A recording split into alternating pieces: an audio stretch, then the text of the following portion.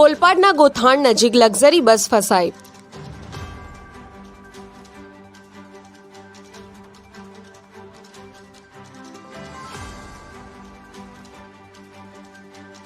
Railway freight કોરિડોરના ગરનાળામાં luxury bus ફસાઈ.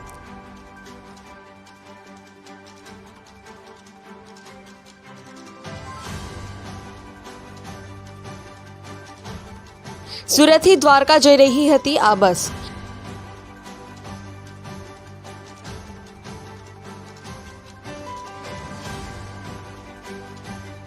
દ્વારકા ધ્વજારોહણ માટે જઈ રહ્યો હતો પરિવાર.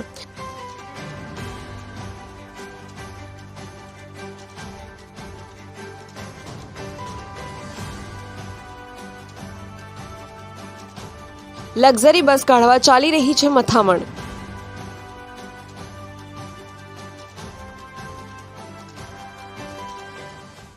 પ્રતિક ડોલી, જનસાક્ષી ન્યૂઝ, સુરત.